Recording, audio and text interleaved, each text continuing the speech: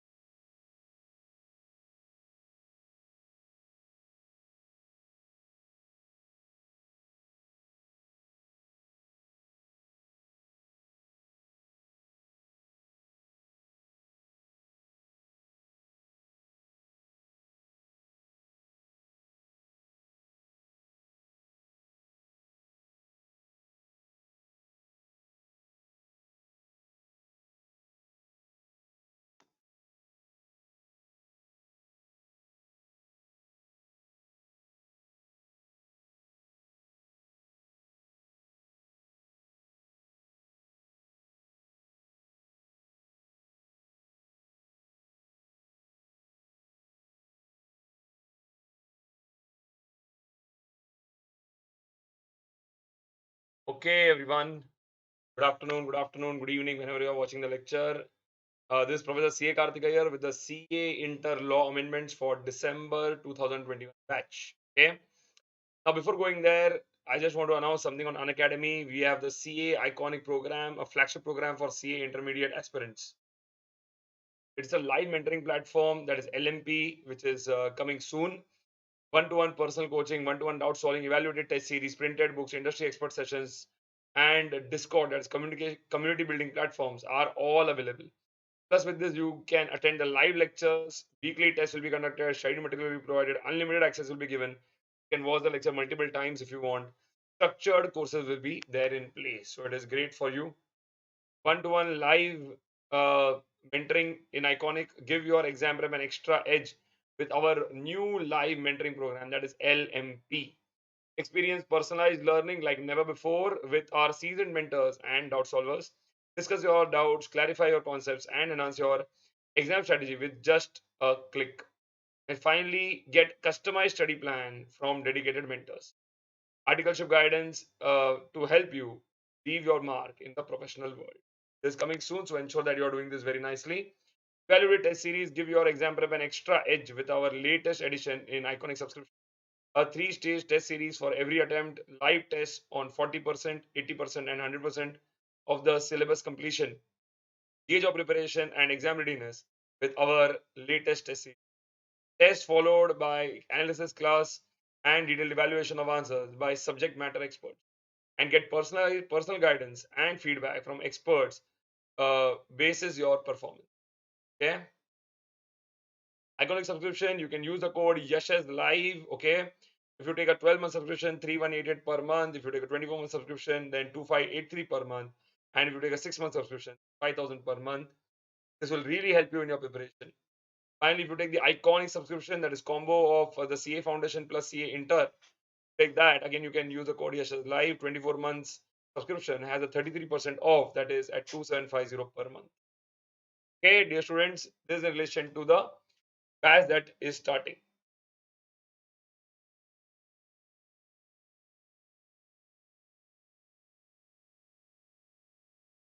Okay, let's start with the CA Inter law amendments, and this will cover section number 1 to section number 148 of the Companies Act. Section number 1 to section number 148.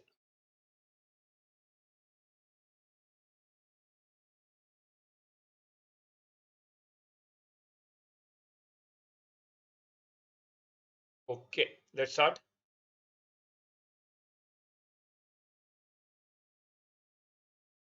We're going to look at the first chapter, that preliminaries, and in preliminaries, that concerns mainly with the definition part.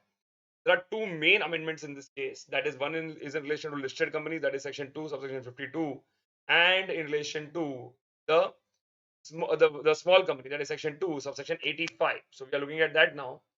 You can see here you have section 2, subsection 52, and here you have section 2, subsection 85. We are going to look at that. Okay, just a second.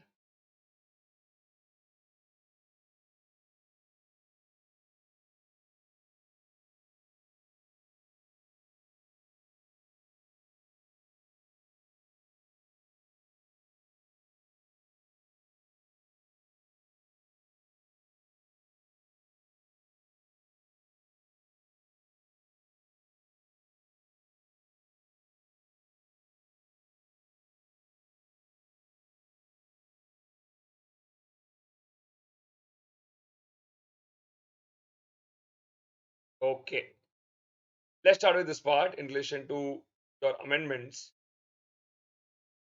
Okay, let's see this.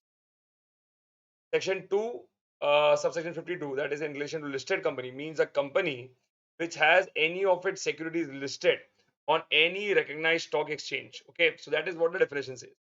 Here, what they have said is that amendment is the one which is there in red, provided that such class of companies which have listed or intend to list such class of securities as may be prescribed in consultation with SEBI shall not be considered as a listed company. So now what they have said is that listed companies which are normally listed will be considered to be listed unless in consultation with SEBI, if there is a prescribed list that comes out that such and such companies are not listed.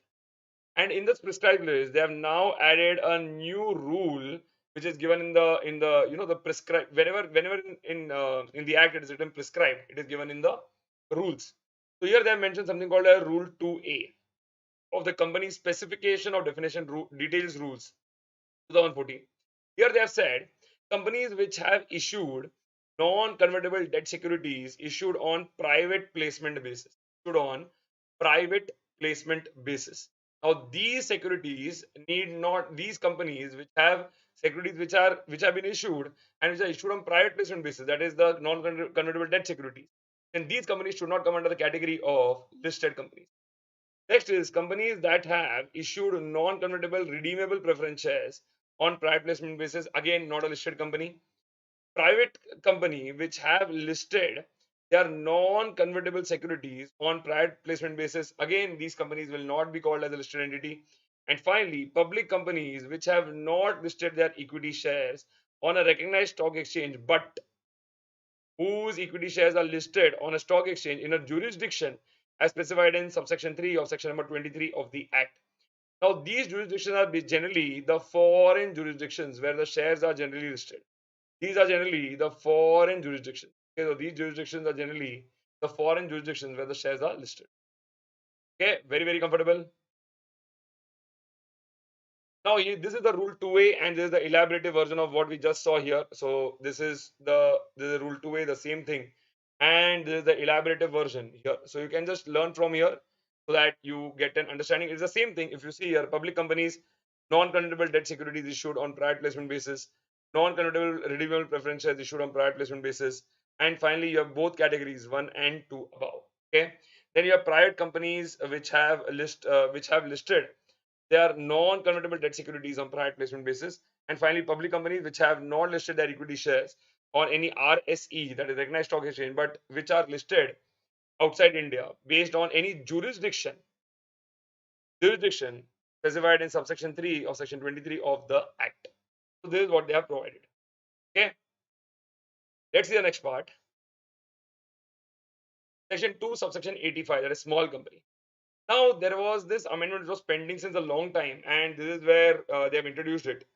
They have said here, section 2, subsection 85, small company means a company other than a public company having a paid up share capital of which does not exceed 50 lakh rupees. Okay, so this was earlier what we were seeing, does not exceed 50 lakh rupees. This is what we were considering earlier, or such higher amount as may be prescribed. Now this higher amount as may be prescribed was pending since a long time. They had not prescribed a higher amount. Now they have, and that higher amount is here, which you can see in relation to the paid up share capital, the higher amount they have said shall not exceed 2 crores. So they have put an upper cap here, that is 2 crores. So that is a higher amount as been mentioned. So now this 50 lakh has lost its relevance. Now we'll say that a small company, any company having a paid up share capital up to rupees 2 crores. So as per the new amendment now, very important, if there is a company having a paid up capital less than or equal to 2 crores, and let's see the next part, and they have said turnover of which as per the profit and loss for the immediately preceding financial year does not exceed, again does not exceed means up to 2 crore rupees was there earlier, and again there was such higher amount as may prescribed, and this higher amount has now become 20 crores. It is now 20 crores. So if any company is having a turnover of up to 20 crores and a paid up capital of up to 2 crores, can be considered to be a small company. So now here what they have said is, if any company has a paid up capital of up to 2 crore rupees, or if the company has a turnover of up to 20 crore rupees, then such companies will be called as a small company. Remember this condition, there is a and condition. There is a and condition. So I hope you are very clear about this part. It is a and condition. Just a second. Okay, it's an and condition. Also understand that in this case, whenever we look at this area, this provision, you have to always take it as that, sir. Has the earlier limit lost its significance? The answer is 100% yes. What is the reason now? The reason is that, just a second, wait.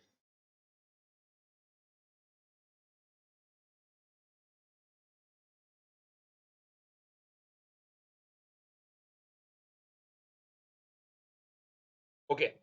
Why? Because they have set such higher amount as may be prescribed. So you can see the word higher here. You can also see the word higher here. So it shows that if it has a higher amount, then the earlier amount will lose its significance.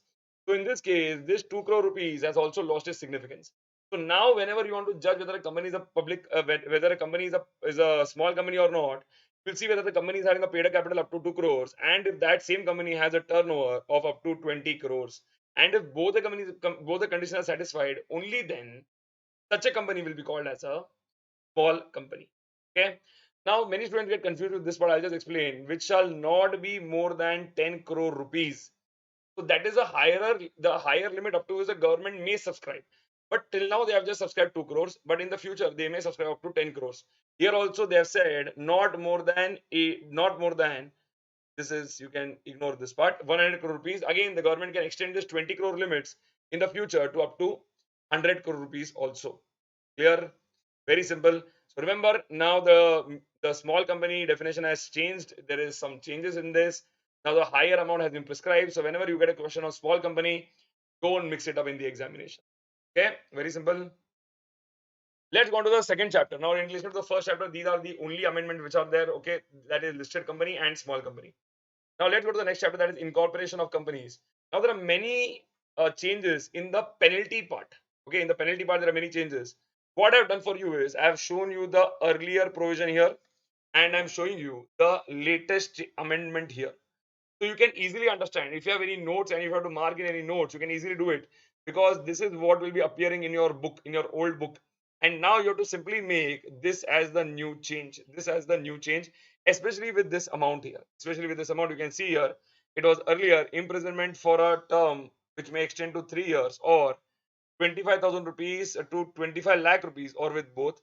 Now they have said here that if a company makes any default in complying with any of the requirements laid down in this section, that is section number 8, section 8 companies, the company shall, without prejudice, without wrongly affecting or without affecting, you can say, to any other action under the provisions of this section, be punishable with fine which shall not be less than 10 lakh rupees, but which may extend to 1 crore rupees. And the directors and every officer of the company who is in default shall be punishable with fine which shall not be less than 25,000 rupees, but which may extend to 25 lakh rupees. And this earlier, this or both part is not there anymore. Okay, so that is the amendment in relation to the penalties part. You will see a lot of changes in the penalties area, so ensure that you are marking it properly. Next is incorporation of company. That is, we are talking about one-person company in this case, and there is a change in Rule 3. Now, Rule 3 earlier it had said this. Now it is omitted. So I'm just going to tell you Rule 3 sub Rule 7, which is now omitted. So earlier it used to say that one-person company could easily convert into a public company or a private company, but still it can voluntarily do so only after 2 years. Correct?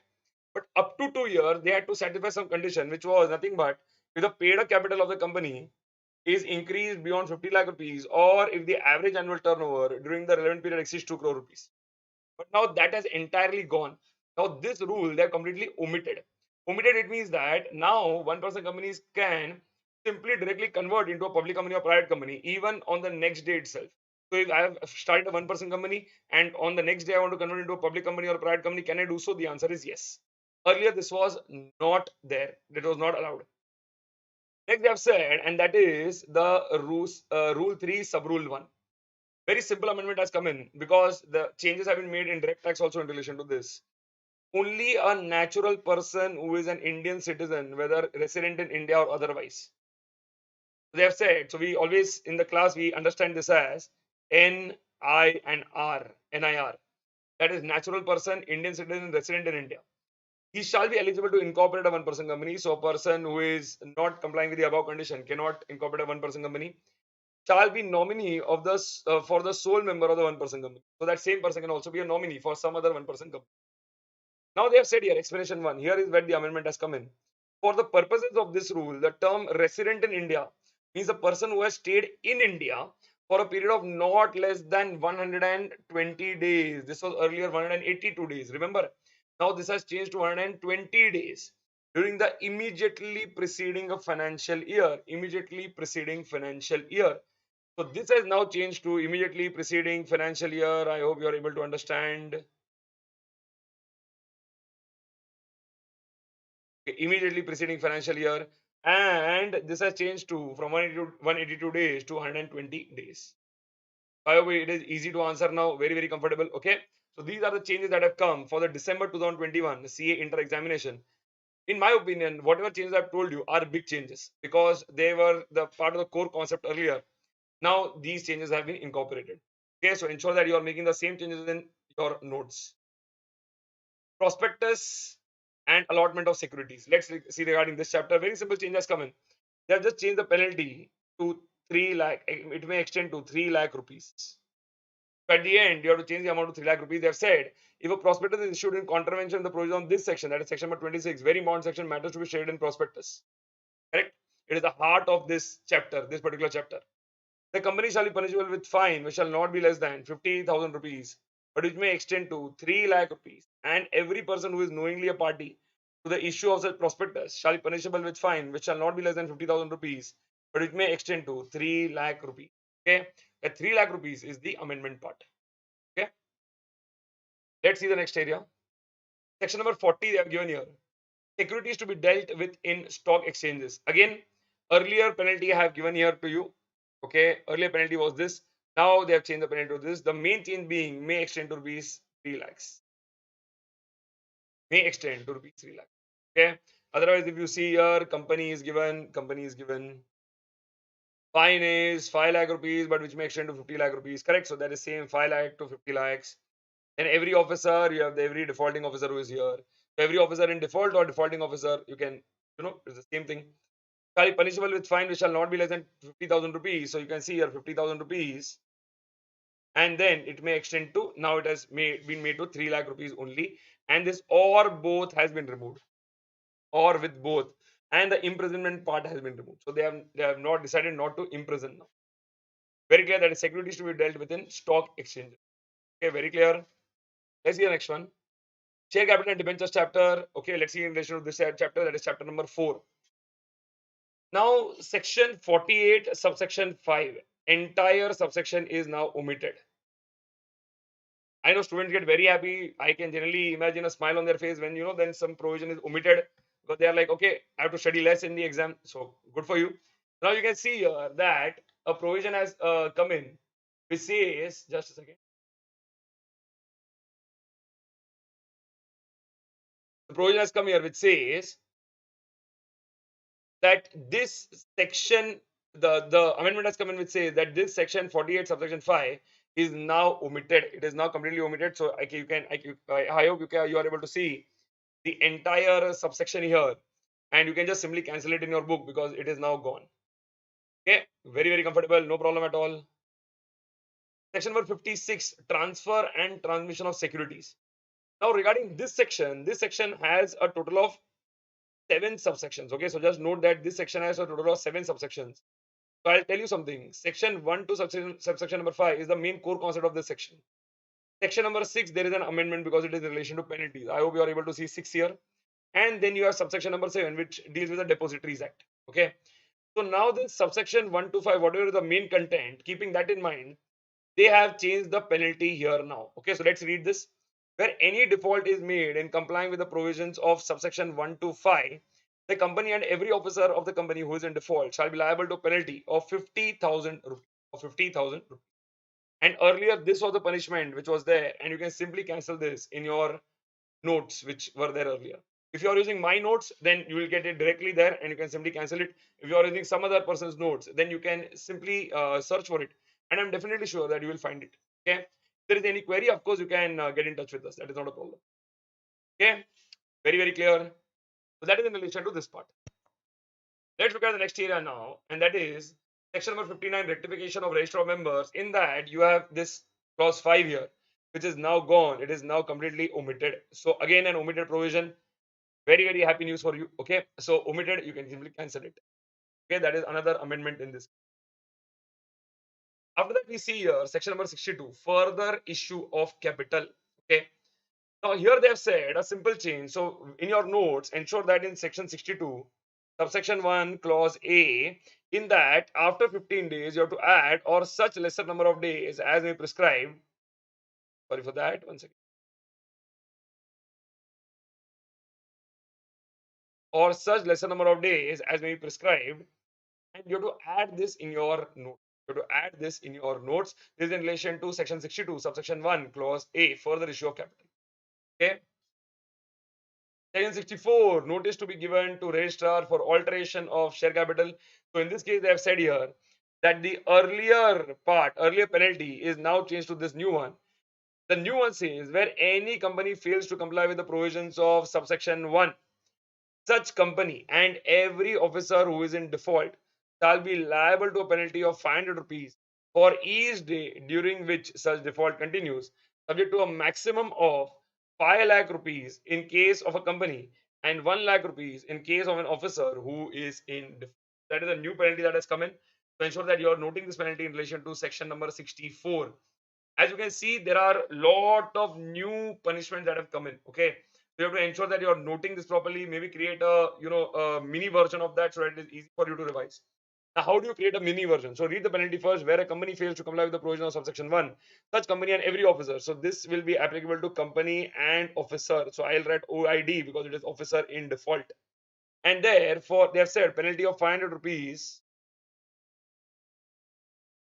Okay, penalty of 500 rupees. And then they have further said, just a second.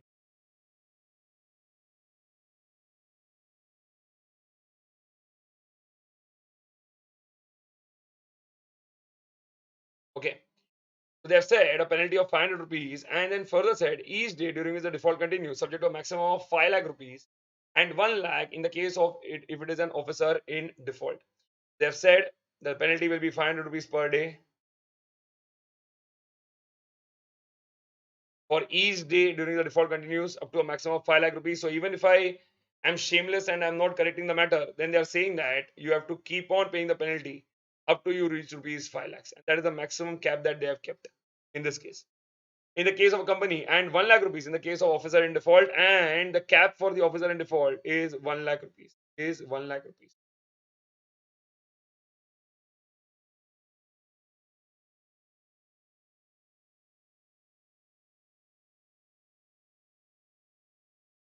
That is for this, and this one is for the. But 500 rupees per day is common for company as well as the officer in default. Okay, the earlier penalty has now gone. The penalties that I'm observing in Companies Act now, it is more of a continuing penalty system, which is a great system because the more they delay, the more the penalty will keep on increasing, which is a very good way to punish. So if you don't do something right, you will have to pay a fine. And if you keep on continuing the same default, as in you have not still corrected the fine, then the penalty will keep on going on. That's a very good way to punish because that will bring in urgency, that will bring in people to work faster and ensure that the mistake is corrected. Okay. Let's go to the next one. That is reduction of share capital. Subsection number 11 is now omitted. As you can see here, subsection number 11 is now omitted. Section number 68, power of company to purchase its own shares. This is one of the students' favorite sections, and that is in relation to buyback. Again, as we can see here at the end, fine which shall not be less than 1 lakh rupees, which may extend to 3 lakh rupees. And here also it was fine which is not less than 1 lakh rupees, which may extend to 3 lakh rupees, and or with both. Both means that imprisonment is also gone now. So this both will also go because now there will only be fine. So that is why they have stopped there at or with they're stopped there with 3 lakh rupees penalty, and there is no or with both because imprisonment is absolutely not there in the amended area. Okay, very clear, very simple. Let's go to section number 71. Now debenture subsection number 11 now omitted, not there in place now, so you can simply cancel it in your notes. Acceptance of deposits, no amendments. Okay, so I've clearly given there no amendments so that there is no confusion. Generally, if I don't write this, then the student will say, sir, but you missed the acceptance of deposits chapter. Just telling you acceptance of deposits, there is no amendments at all. Okay. Let's see the next one, registration of charges. If any company is in default in complying with any of the provisions of this chapter, the company shall be liable to a penalty of 5 lakh rupees, and every officer of the company who is in default shall be liable to a penalty of 50,000 rupees. Liable to a penalty of 50,000 rupees. That is the punishment for contravention. This earlier penalty is now gone, so you can simply cancel it in your notes. Okay, very comfortable, very easy. I hope you're finding it very easy now. Okay, simple. Let's go to the next part, that is management and administration. Now here let's see one by one. Okay, now here I've given you the provision also because there are a lot of interconnecting points. Okay, so let's see one by one. Here they have said if a company does not maintain a register of members, okay, or debenture holders or other security holders, or fails to maintain them in accordance with the provisions, either if you're not maintaining or if you're maintaining wrongly, okay, provisions of subsection 1, you are not complying with the provisions of subsection 1. So here they have said a very simple thing. They have said here, if you are not complying with provisions of subsection 1 or subsection 2, the company shall be liable to a penalty of 3 lakh rupees, and every officer of the company who is in default shall be liable to a penalty of 50,000 rupees. Simple penalty has been added. Now here there was a continuing one fine which they have now put. Now they have they have done away with that. Okay, so here you can see that earlier there was a continuing fine. You can see here continuing one. Now that is not there. Now many students, if you just want an idea in relation to subsection 1 and subsection 2, what is that in section number 88? I provided this to you. So you can see here there is section 88 subsection 1. Every company shall keep and maintain the following registers in such form and in such manner as may prescribed, namely register of members indicating separately for each class of equity and preferences held by each member residing in or outside India, residing register of debenture holders, register of any other security holders, and subsection 2 says that every register maintained under subsection 1 shall include an index of names included therein. Now, if you are not complying with these provisions, that is mainly they have said subsection number 1 and subsection number 2, if you're not complying with that, then there will be a penalty. and they have clearly said the company will be levied a penalty of up to 3 lakh rupees, penalty of 3 lakh rupees, and officer will be liable to a penalty of 50,000 rupees. State penalty, so that it is easy to implement. Easy, that is section number 88. Next is section number 89, subsection 5. Now, section number 89 has a lot of small amendments. Okay, and you can see here 89 subsection 7. You have 89 in relation to that. That is in relation to subsection number 10, because subsection number 10 has a reference here, and subsection number 11 has the major, the amendment in relation to this. So all these have changed in relation to section number 89. So it becomes a very important section for you to know in the examination, because if any section has too many amendments, can simply mark it as a star question for the examination, because I'm sure ICI, some examiner will be looking at that and saying that, okay, I should put this just to see whether the students are aware of the recent changes in the law. Okay, now let's see this part. Declaration in respect of, just a second, wait.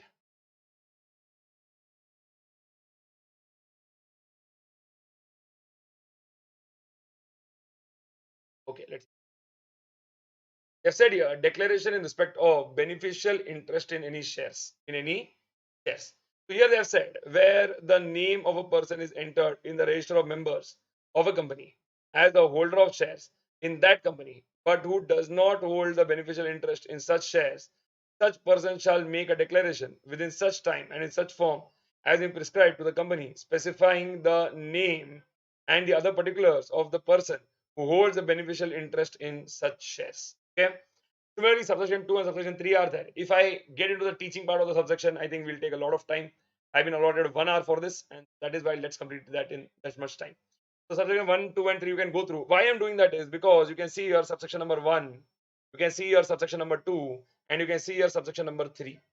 Now these 3 subsections, they have said here that in subsection number 5, where the amendment is there, if any person fails to make a declaration as required in subsection 1, subsection 2, subsection 3, in these 3 areas, they have said he shall be liable to a penalty of 50,000 rupees, and in case of continuing failure, with a further penalty of 200 rupees for each day after the first, during which such failure continues, subject to a maximum of 5 lakh rupees. So the earlier penalty is now gone, and the new penalty is now in. Okay, so you ensure that subsection number 5 is done properly, especially if a question is asked on subsection number 1, subsection number 2, subsection number 3 in the December 2021 exam. You can be rest assured that they will definitely put a 2-mark area down there in relation to penalty, and you will be requested to ask the write the penalty part to ensure that you are not missing out on that. Section 87, 89, subsection number 7, that is declaration in respect of beneficial interest in any shares. This section, this is a smaller one, so we can read it. Where any declaration under this section is made to a company, the company shall make a note of such declaration in the register concerned and shall file within 30 days. So filing becomes the main matter here. Within 30 days from the date of the receipt of declaration by it, a return in the prescribed form with the registrar in respect of such declaration with such fees or additional fees as may be prescribed. So now you are required to file the return, but if you don't do so in the time specified, then there is a penalty. So let's look at that. If a company required to file a return under subsection 6, that is return to be filed within 30 days, fails to do so before the expiry of time specified therein, that is within 30 days, the company and every officer who is in default shall be liable to a penalty of 1,000 rupees for each day during which such failure continues, subject to a maximum of 5 lakh rupees in the case of a company and 2 lakh rupees in the case of an officer in default. In the case of an officer in, that is what this area says. Very clear, very simple. I hope it is very easy. Yeah, okay. Section number 89, declaration in respect of beneficial interest in any shares. So here they have said in relation to subsection number 10, because the reference is made here, so we have to do that first. For the purpose of this section and section 90, beneficial interest in a share include directly or indirectly through any contract, arrangement, or otherwise the right or entitlement of a person alone or together with any other person to exercise or cause to be exercised any all of the rights attached to such share, or receive or participate in any dividend or other distribution respect of such share. Here they have said the central government may by notification exempt any class or class of companies, class of persons, sorry, from complying with any of the requirement of this section, subject to section number 10, if it is considered necessary to grant such exemption in the public interest, and any such exemption may be granted either unconditionally or subject to such conditions as may be specified in the notification.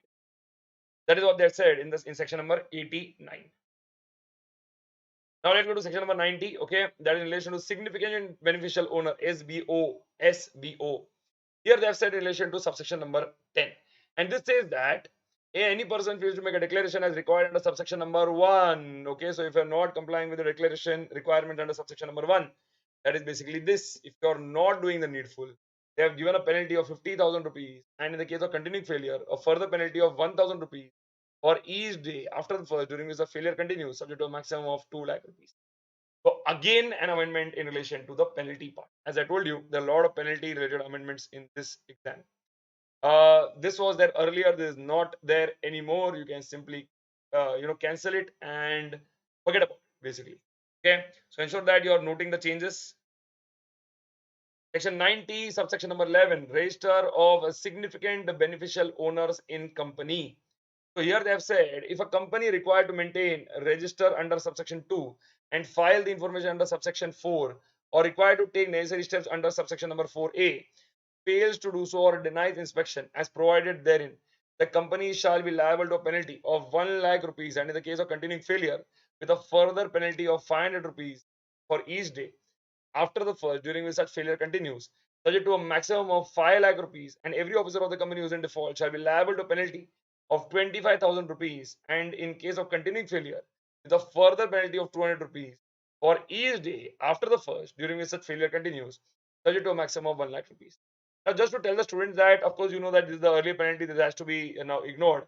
Just to explain you this part, see, understand, whenever they say the first day, the day after the first, it means, suppose if I had to comply with the requirement by this day and I have not complied with it, then the first day after the day on which I should have complied, that is the immediate next day, which I'm drawing here.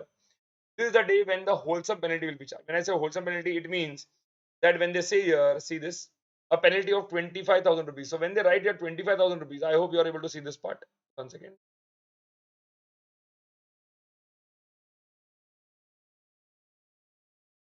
It is 25,000 rupees. So that is the wholesome penalty. That is for not complying with till this day. Now, if you keep on delaying it, then they are saying where with a further penalty of 200 rupees for each day after the first. It means the first day will be charged 25,000 rupees. Okay, you will be charged a penalty of 25,000 rupees. And after the first, suppose these are the 2 more days have been delayed, third day delayed, fourth, fifth, sixth, seventh, eighth, ninth, 10th. So now 10 days further have been delayed, right? So that is the 10 days after the first day. So you'll be charged 200 rupees per day. So 200 into 10. Clear? So you have 200 into 10. 200 into 10 days. So 10 days, that will give you an additional penalty of 2,000 rupees. Okay. I hope there is clarity on in relation to this matter. Let's see the next one, that is annual return. Annual return straight cancellation is there, and in the end you have to add one proviso. They have said point number C is now omitted, that is indebtedness is gone, and they have said indicating, you will see your name, addresses, countries of incorporation, registration, percentage of shareholding held by them. All these are now, they have just said not required. All these are not required now. Okay, so whatever I've cancelled, if you can see in red, whatever I've cancelled, all these are not there anymore. You can simply cancel it in your own notes when you're studying for the December 2021 exam. Finally, they have said provided further that central government may prescribe abridged form of annual return for one-person company, small company, and such other class of companies as may prescribe. So one-person company, small company have been brought under the bracket of abridged form of prospectus, so they need not file everything in full-fledged manner. Even in abridged format, it will be considered to be okay. See, that is in relation to section 92, that is annual return. Next, if any company fails to file its annual return under subsection number 4 before the expiry of the period specified therein, such company and every officer who is in default shall be liable to a penalty of 10,000 rupees, and in the case of continuing failure, with a further penalty of 100 rupees for each day during which such failure continues, subject to a maximum of 2 lakh rupees in case of a company, and 50,000 rupees in the case of an officer in default. Very easy. That is in relation to annual return. And the company secretary in practice certifies the annual return otherwise than in conformity with the requirements of this section 92 or the rules made thereunder, such he shall be liable to penalty of 2 lakh rupees. Again, a part of the amendment. To ensure that you are doing this well, there is something that is very, very crucial. Okay, let's see the next area now. Section number 105, proxy. They have got a change. They have said, if for the purpose of any meeting of a company, invitations or invitation to appoint as proxy a person or any number of persons specified in the invitations are issued at the company's expense to any member entitled to have a notice of the meeting sent to him and the vote thereat by proxy, every officer of the company who issues the invitation to the proxy as aforesaid or authorizes or permits their issue shall be liable to a penalty of 50,000 rupees. Okay, and they said, provided such officers shall not be liable under this subsection by reason only for the issue to a member at his request in writing of a form of appointment naming the proxy or of a list of persons willing to act as proxies, if the form or list is available on request in writing to every member entitled to vote at the meeting by proxy. So these are changes that are there which have shown in red. You have to ensure that you are making these changes in your own note. Okay. Let's look at the next area, that is section 117, resolutions and agreements to be filed. This we have done in the class also. Okay. So here we are seeing the earlier penalty and they come with the new penalty. That is, if any company fails to file the resolution or agreement under subsection 1 before the expiry of the period specified therein, such company shall be liable to a penalty of 10,000 rupees, and in the case of continuing failure, with a further penalty of 100 rupees for each day after the first. Again, you can say after the first, during which such failure continues, subject to a maximum of 2 lakh rupees, and every officer of the company who is in default, including the liquidator of the company, if any, shall be liable to a penalty of 10,000 rupees, and in the case of continuing failure, with a further penalty of 100 rupees for each day after the first, during which such failure continues, subject to a maximum of 50,000. Easy, very simple to understand. Okay.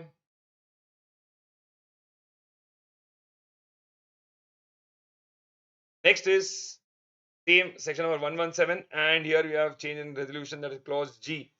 So the resolutions also have to be filed with the ROC. So here they have said, resolution passed in pursuance of subsection number 3 of section 179. This the students of CA Inter will be learning at CA final. There is a decisions to be taken at the board meeting. Okay, this is that section.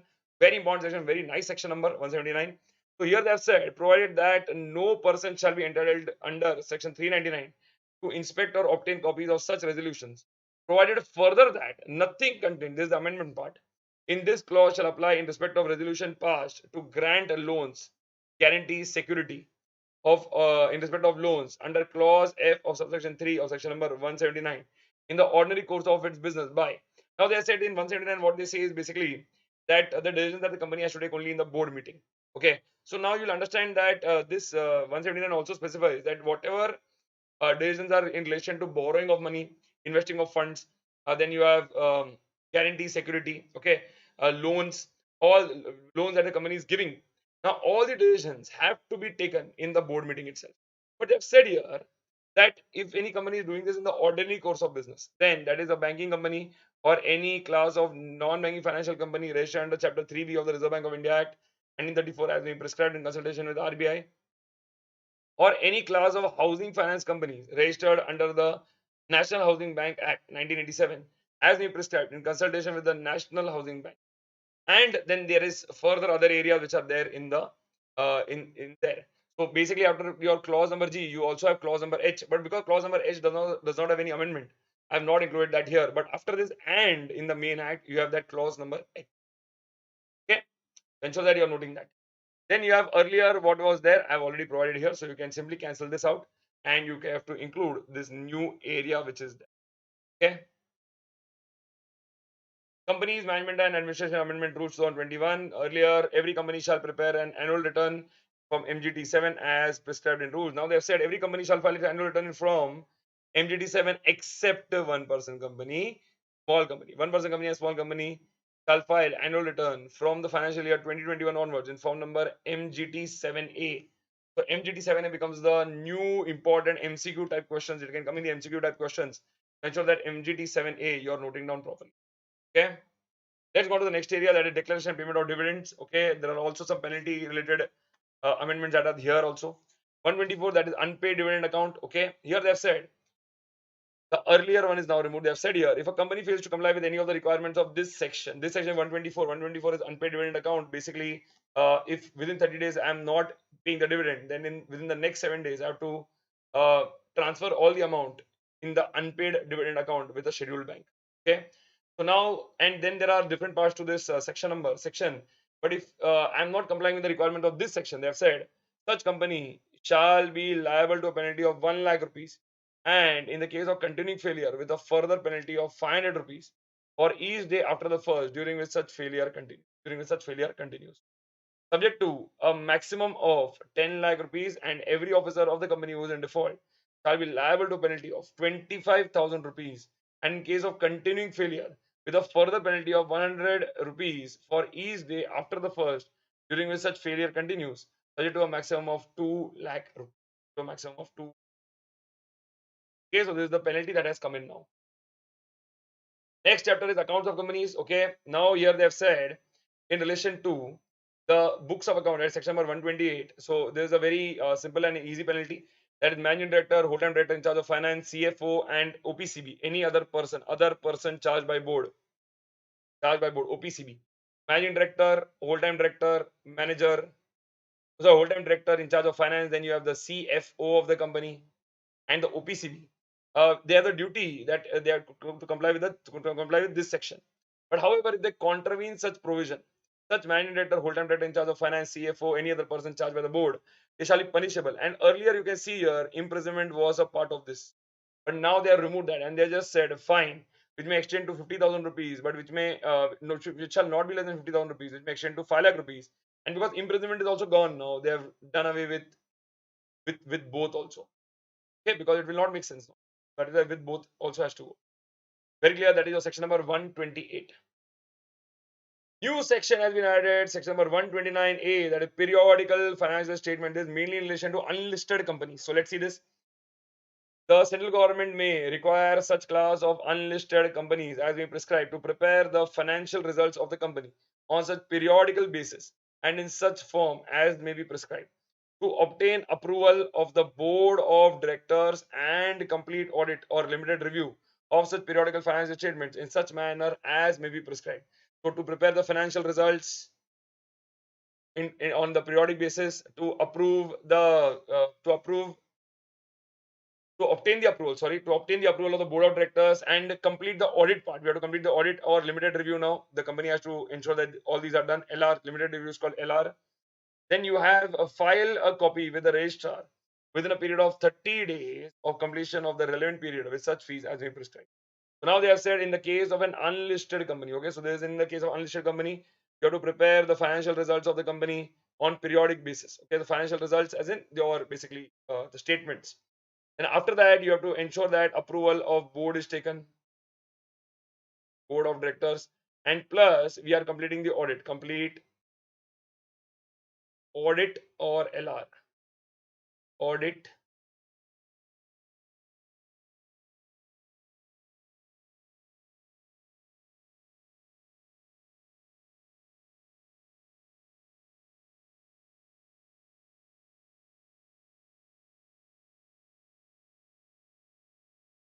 or LR, correct?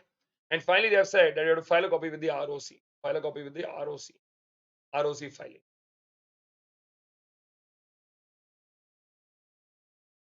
I'm very sorry, there is some issue that is happening. Wait.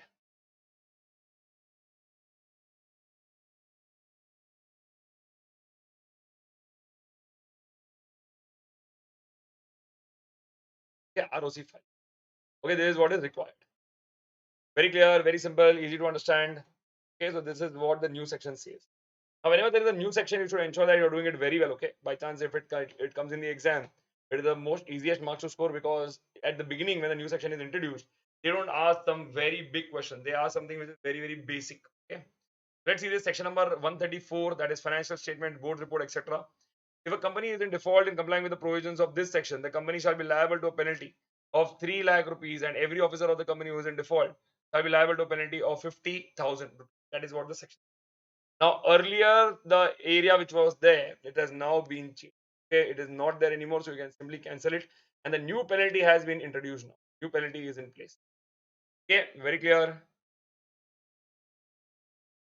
Now, the biggest area in which the changes are there is in relation to the corporate social responsibility. Okay. What I'll do is I'll take us 5 minutes break now. Okay. Please ensure that you're going through all the areas here. Okay. And you're ensuring that things are in a very crystal clear manner.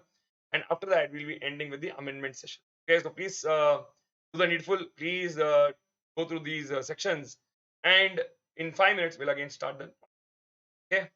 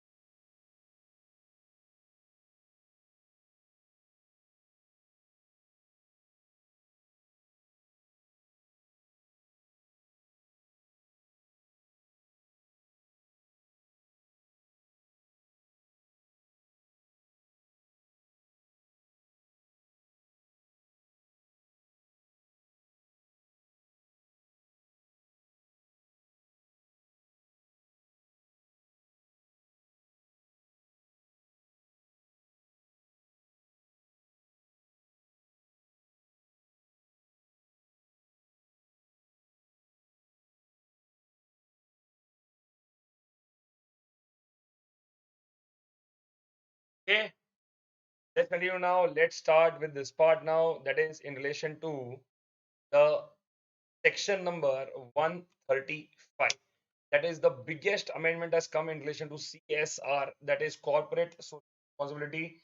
All the students have to note and check and make good changes in relation to this area. What I'll suggest is that the amendment notes you should take a print and you should ensure that you're learning it from there, because it is clearly there with the different color, so that you can easily identify. Okay, so let's see this. Section number 135, that is CSR, Corporate Social Responsibility, Part 1. What I've done is, regarding the CSR part, I've divided this entire section into different parts. Otherwise, you will not understand that, okay, how so many amendments are there, how will we learn? So let's do it in parts, but it's easy for you to understand it. So let's see this. The board of every company, referred to in subsection number 1, shall ensure that the company spends in every financial year at least 2% of the average net profits of the company made during the 3 preceding financial years. This was there earlier. Or where the company has not completed the period of 3 financial years since its incorporation during such immediately preceding financial years in pursuance of corporate social responsibility. So now there's a very good change that has come in, because here they have said that immediately preceding financial year, which they had included. So it means that now, even if in the last year also, in the last 2 years also, let's say my company is active for 2 years, or it is incorporated since the last 2 years only, but in 2 years, if I still do the average, it is coming to a amount which on which CSR has to be done. Okay, then they said here, provided that a company shall give preference to the local areas around where it operates for spending the amount earmarked for corporate social responsibility activities. Provided further that if the company fails to spend such amount, the board shall, in its report made under clause 0 of subsection number 3 of section 134, specify the reasons, that is in the board's report, reasons for not spending the amount, and unless the unspent amount relates to any ongoing project subject to in subsection number 6, transfer such unspent amount to a fund specified in schedule 7 within a period of 6 months from the expiry of the finance. Okay. Next is provided also that if the company spends an amount in excess of the requirements provided under subsection, such company may set off such excess amount against the requirement or to spend under this subsection for such number of succeeding financial years in such manner as may be prescribed. That is what they have given here. Okay. Any amount remaining unspent. Now part 2, any amount remaining unspent under subsection number 5 pursuant to any ongoing project fulfilling such conditions as may prescribe undertaken by a company in pursuance of its CSR policy shall be transferred by the company within a period of 30 days from the end of the financial year to a special account to be opened by the company in that behalf for that financial year in any scheduled bank, to be called as the unspent CSR account, unspent corporate social responsibility account, and such amount shall be spent by the company in pursuance of the obligation towards a CSR policy within a period of 3 financial years from the date of such transfer, failing which the company shall transfer the same to a fund specified in schedule 7 within a period of 30 days, from the date of completion of the third financial year. The third financial year. Very clear. If a company is in default in complying with the provisions of subsection number 5 or subsection number 6, the company shall be liable to a penalty of twice the amount required to be transferred by the company to the fund specified in schedule 7 or the unspent corporate social responsibility account, as the case may be, or 1 crore, whichever is less. So here they have said that if you do any default, then the penalty can be twice. Okay. And every officer of the company who is in default shall be liable to a penalty of 1/10 of the amount required to be transferred by the company to such fund specified in schedule 7 or the unspent CSR account, as the case may be, or 2 lakh rupees, whichever is less. Okay, so big change again in the penalty area of the CSR provision, so please note that this is also done clearly. Part 3, the central government may give such general or special directions to a company or class of companies as it considers necessary to ensure compliance of provisions of this section, and such company or class of companies shall comply with such direction. Where the amount to be spent by a company under subsection 5 does not exceed 50 lakh rupees, the requirement of subsection 1 of the constitution of the CSR shall not be applicable, and the functions of such committee provided under this section shall, in such cases, be discharged by the board of directors of such company. They are saying that there is no special requirement of forming a CSR committee. The board of directors can then manage the matter. Okay, so that is what they are saying, because the amount will not be that much. It is just a small amount. Okay. Then after that, you have the changes in the definitions. That is, you have Act is Companies Act. So this is what they have given in the rules now. We are looking at the rule 2. So that is, now this is basically CSR section number 135. Okay, and for us this is part 4. This is of course not to be written in the exam. The part 4 part is not to be written in the exam. It is just for us to understand, because we are dividing the CSR parts, CSR amendments into different areas. Now under rule 2, they are given the definitions. Okay, so there are changes here. Administrative overhead definition, annexure, CSR responsibility they have given here, and then finally you have under CSR responsibility they have added, if under COVID-19, if we are helping in developing the new vaccine, drugs, medical devices, all these have been included here, especially if you are conducting research and development activity in relation. Okay, so these have been included now, so that it's much needed matter. Okay, it is the need of the hour that companies invest their money in such activity. Okay, and all these have been included. Okay, so you can just go through this. This is again a definition part, so I'm not harboring more into it. You can just simply read through it. Again, this part of the definitions, separate question in the exam, you can least expect. Okay, it generally doesn't come. They'll not just ask you define this, define that, and that too so many areas. That too you can just go through it so that you are comfortable with that. Next is your part 5, that is rule 4, CSR responsibilities. Now let's see this.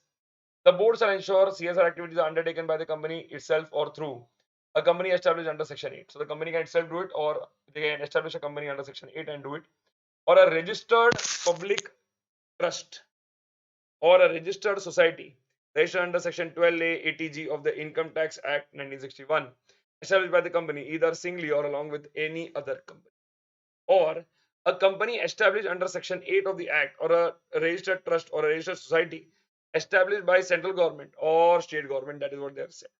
Okay, so you can all these options. You have point number A here, B here, C here, D here. You can again a company established under Section 8 of the Act, a registered public trust or registered society, or Section 12A ATG, having an established track record of at least 3 years. So that is some company that has some experience in doing such noble deeds. Finally, they have said in your subrule 2 clause A, they have said every entity covered under subrule 1, whatever we saw above, that is this one, who intends to undertake the CSR activity shall register itself with the central government by filing the form CSR 1 electronically with the registrar with effect from first day of April 2021. I hope you can see the change. It's a very newly amended area. So okay, so fresh for you all. Provided that the provisions of this sub-rule shall not affect the CSR projects or programs approved prior to the first day of April 2020. Okay, only the programs that you're creating now. Form CSR1 shall be signed and submitted electronically by the entity and shall be verified digitally by Chartered Accountant in Practice or CS in Practice or Cost Accountant in Practice, so by a reputable person. On the submission of the CSR1 form on the portal, a unique CSR registration number shall be generated by the system automatically. Okay, so they have gone towards the online mode now.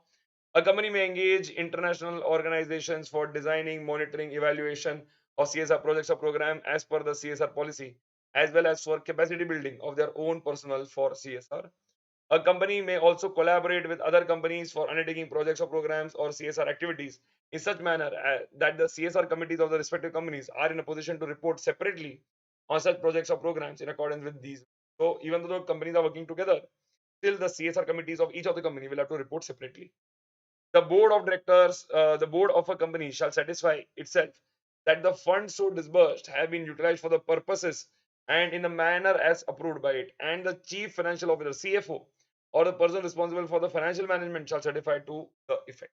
They have to be they have to be kept known about these matters, and they should know regarding where the money has been. Finally, they have said in the case of ongoing projects, the board of a company shall monitor the implementation of the project with reference to the approved timelines and year-wise allocation, and shall be competent to make modifications, if any, for smooth implementation of the project within the overall permissible time limit. In the overall permissible time limit, that is what they are given here. Okay, very clear, very simple. Next is the CSR committees are formulate and recommend to the board an annual action plan in pursuance of its CSR policy, which shall include the following, namely, and there is something that was there earlier also, so you can read it. The list of the CSR projects or programs that are approved to be undertaken in areas or subjects specified in Schedule 7 of the Act. Schedule 7 is the main area which provides a list of activities. The what I showed you right now in relation to COVID-19, that is now part of Schedule 7. So if you're taking research programs under COVID-19, you're helping in the development of new vaccines, that is now covered in Schedule 7. So that is Schedule 7 is the main area where you can get the information. Okay. The manner of execution of such projects or programs as specified in Subrule 1 of Rule 4.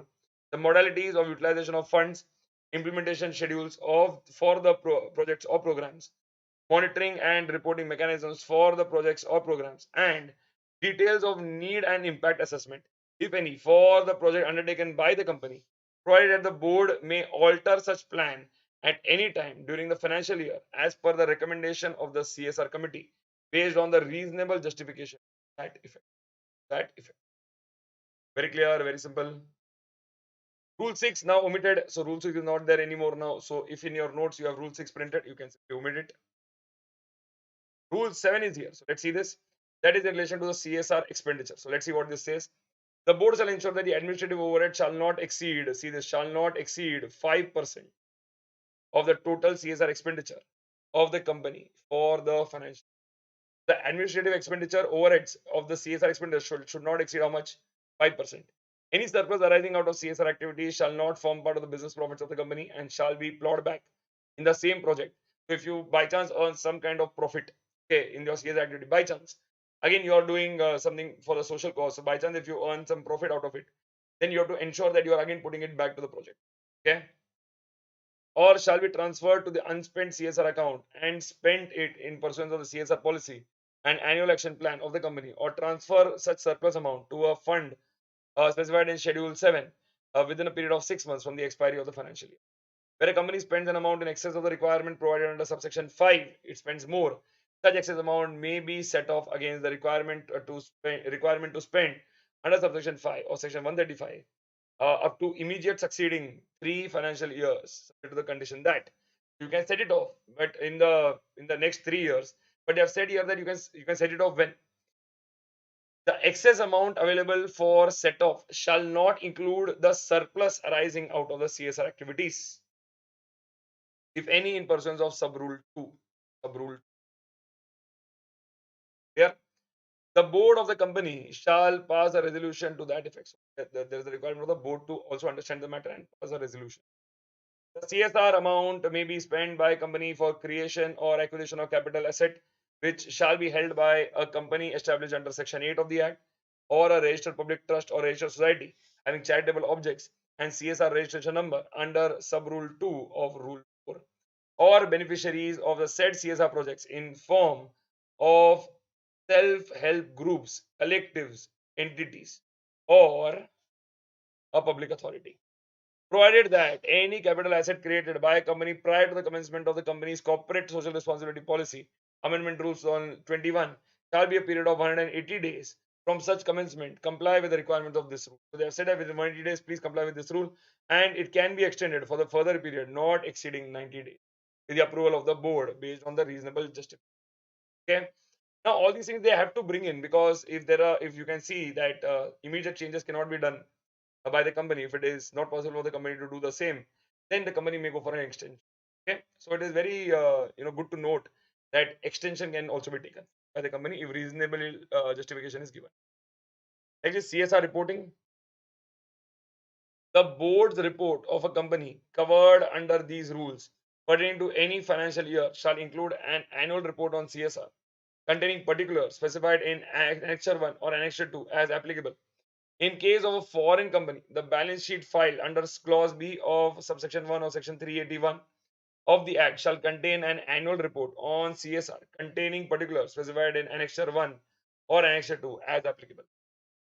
They have said in 3 years, every company having average CSR obligation of 10 crore rupees or more, again something that can come in MCQs, in pursuance of subsection number 5 of section 135 of the Act, in the immediately 3 preceding financial year, shall undertake impact assessment through an independent entity. They have to see the impact assessment, whether they have spent so much, then what is the impact of it? Is there any benefit that is generated of their CSR project having outlays of 1 crore rupees or more, and which have been completed not less than 1 year before undertaking the impact test. Okay. The impact assessment report shall be placed before the board and shall be annexed to the annual report on CSR. A very good thing that is, even after the CSR project is completed, you will still see what is the impact of this project. Okay.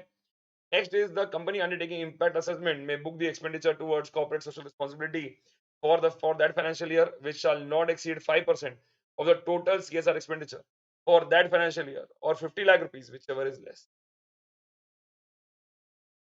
Easy to understand, very simple, very easy. Okay, something that is very straightforward. Now there are small amendments here. Rule 9, there rule 10 as well here. You can see here rule 10. Let's see these two rules first.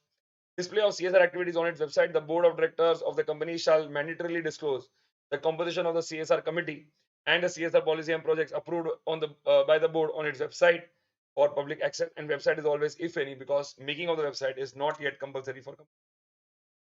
Then transfer of unspent CSR amount until a fund is specified under Schedule 7 for the purpose of subsection 5 and subsection 6 of section 135, that is the main subsections.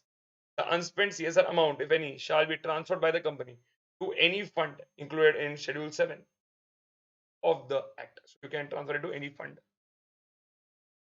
Finally, you have the last two amendments in relation to audit and auditors. Here they have said removal, resignation of auditor and giving of special notice. They have said here, if the auditor does not comply with the provision of subsection 2 of section number 140, he shall be liable to a penalty of 50,000 rupees and or an amount equal to remuneration of the auditor, whichever is less. And in case of continuing failure, the further penalty of 500 rupees for each day after the first during which such failure continues, subject to a maximum of, earlier it was 5 lakh rupees, now it is just 2 lakh. Yes, that is the amendment that has come. Finally, 143, if the auditor does not comply with the provisions of subsection number 2, he shall be liable to a penalty of 50,000 rupees or an amount equal to the remuneration of the auditor, whichever is less. Again, the same thing. And in case of continuing failure, with a further penalty of 500 rupees for each day after the first. Again, see the penalties each day after the first, each day after the first, during which such failure continues, subject to a maximum of 2 lakh. Okay.